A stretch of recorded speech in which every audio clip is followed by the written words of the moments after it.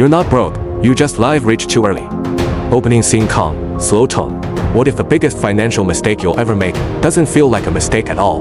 What if it feels normal, expected, even responsible? And what if, by the time you realize it, you've already traded away 20 years of your life for it? Scene 1 relatable scenario. Let's take a very ordinary situation. You're 27. You've just landed a decent job in the US, the UK, or somewhere in Europe. Maybe you're earning around $60,000 a year. After taxes, that's roughly $3,500 to $4,000 per month depending on where you live. Not bad. Not rich, but stable. Now life starts to fill in around that number. Rent takes $1,200 to $1,800. Your car payment is $400. Insurance adds another $150. Student loans? Maybe $300 a month. Groceries, utilities, subscriptions, another $600 to $800. By the time everything settles, you're left with maybe $500, maybe $700, and that's where something subtle begins to happen. You don't feel poor, but you don't feel free either. Scene 2 the invisible pressure. Now layer in something less visible. Your colleagues upgrade their cars, your friends move into nicer apartments. Social media quietly raises the standard of what normal looks like. You don't consciously decide to compete, but you adjust. Maybe you upgrade your car not because you need it, but because it feels like the next logical step. Maybe your rent increases because you want a better area, closer to the lifestyle you think you should be living. Maybe your credit card fills the gap between what you earn and what your life now costs. Nothing extreme.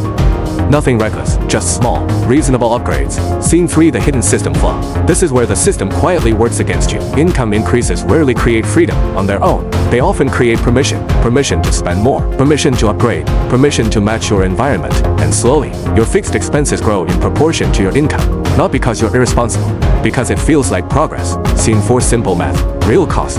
Let's slow this down and look at the math. That $400 car payment, over 5 years, that's $24,000. But that's just the surface. If instead, that $400 was invested monthly with a modest 7% annual return, over 30 years, it becomes roughly $500,000, $500,000, not from doing something extraordinary, just from not upgrading one part of your lifestyle. Now multiply that across multiple decisions, a slightly more expensive apartment, a slightly higher car payment, a few lifestyle upgrades funded by credit. Each one feels small, together.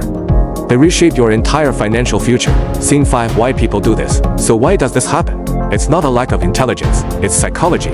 Humans are deeply sensitive to relative status. We don't measure our lives in absolute terms. We measure them against the people around us. If everyone in your circle drives a certain type of car, lives in a certain type of home, takes certain types of vacations, that becomes your baseline, not your goal. Your baseline, and once something becomes your baseline, reducing it feels like loss, even if it was never necessary to begin with. Scene 6 the emotional illusion. Status spending doesn't feel like overspending, it feels like stability. It feels like you're keeping up with life. It feels like you're doing what you're supposed to do, and that's what makes it dangerous, because it doesn't trigger alarm. There's no single moment where you think, this is a mistake.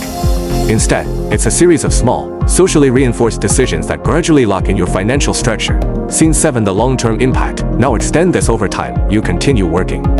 Your salary grows slowly, but your expenses grow alongside it. Your savings rate stays low. Your investments, if any, grow slowly. At 35, you're more comfortable but still dependent on your income. At 45, you're earning more but your lifestyle has expanded to match it. At 55, you realize something uncomfortable. You've spent decades earning, but not building much independence, and the idea of stopping work still feels distant. Not because you didn't earn enough, but because your life was structured around spending most of it. Scene 8 the 20-year cost. This is where the real cost shows up. Financial independence isn't just about how much you earn. It's